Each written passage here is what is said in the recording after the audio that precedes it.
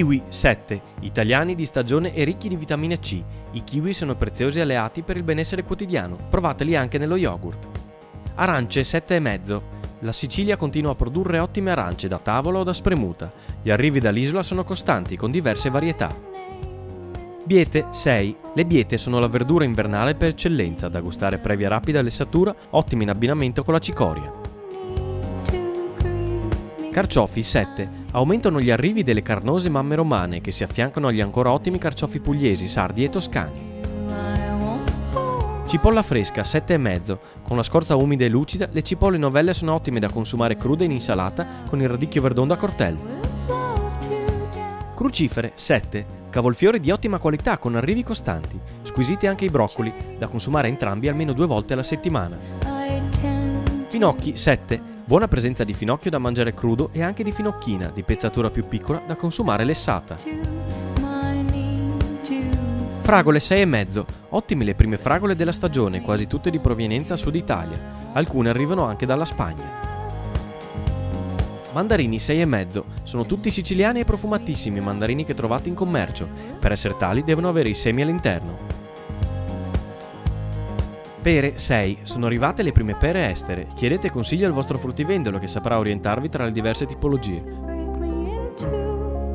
Radicchi 7. La lunga stagione del radicchio dà ancora prodotti molto buoni, da portare in tavola più volte alla settimana, crudi o cotti. Radicchio verdon da cortell. Si distingue dal cicorino per il colore verde, uniforme e scuro, per la forma rosellina e per la presenza della radice a fittone pulita.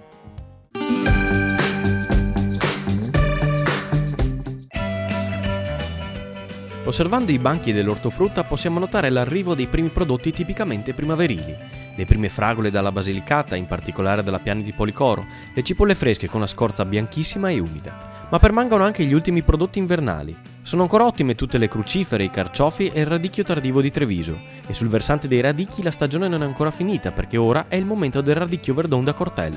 Anche se molto diverso in aspetto, sapore e colore dal radicchio rosso di Treviso tardivo, il radicchio verdon fa parte della grande famiglia delle cicorie, conosciute anche dai romani come Cicorium mitibus, poi divenute ridicule, piccole radici, nell'evoluzione volgare del termine.